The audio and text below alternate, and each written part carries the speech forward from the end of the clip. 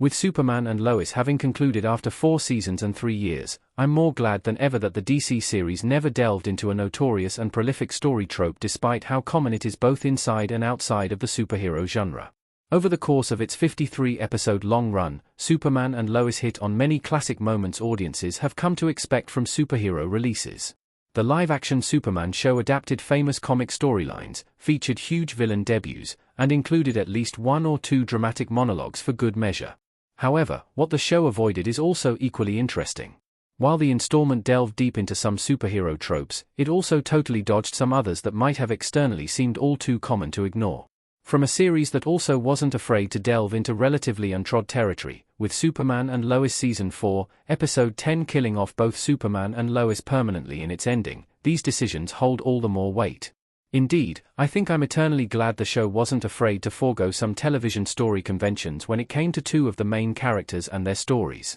Superman and Lois avoided one of the most common romance tropes of the superhero genre. A considerable amount of love triangles and dramatic romance stories have appeared in superhero releases. Superman and Lois' first episode saw the titular duo's family move from Metropolis back to Clark's hometown of Smallville after his mother's passing, with the couple believing this is what's best for the family after they both lose their jobs at the Daily Planet, and shortly after discovering their son Jordan has started showing signs of developing powers similar to Superman's. Moving back to the town means Clark reuniting with a lot of familiar faces who flesh out the Superman and Lois cast, including Lana Lang. Lana and Clark were childhood best friends, and childhood sweethearts, dating for what suggested to be a not inconsiderable period of their teen years. Other live-action shows have spent more time delving into the idea of the pair being a couple in their actual plots, with Lana being Clark's first love interest in Smallville, and even the classic Lois and Clark, The New Adventures of Superman featuring an alternate universe pair of the characters who remain a couple in adulthood.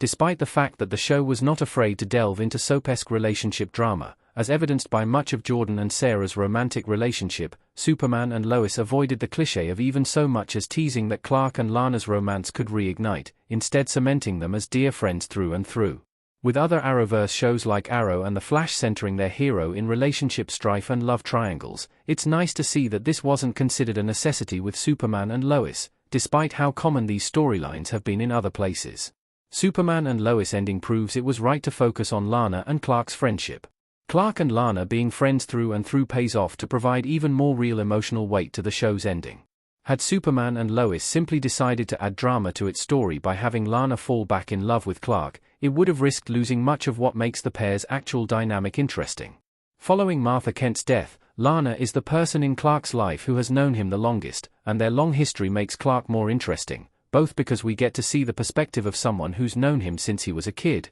and because we initially know Lana isn't yet aware Clark is Superman despite all the years and the trust between them. Superman and Lois ending underlines how crucial Lana and Clark's platonic friendship is in a few crucial ways, with the first coming as Clark walks Lana down the aisle as she's getting married to John Henry Irons. As the pair walk, Lana thanks Clark for always being her best friend, and the moment has all the more impact given the seasons the show dedicated to detailing their friendship, which would have ultimately been undermined if Clark had instead needed to reiterate his romantic loyalty to Lois at any point in the show. Similarly, during the very final sequence when Superman says his goodbyes to all the main people he's cared for throughout his life before entering the afterlife with Lois, his goodbye to Lana is a notable part of things. Once again, the time the show spent fleshing out their friendship across its seasons with a wide range of storylines pays off twofold here, as it adds far more depth to their bond, and more emotion to this moment, than any love triangle tease could have possibly done. Why Superman's friendship with Lana is such an important part of his DC show story.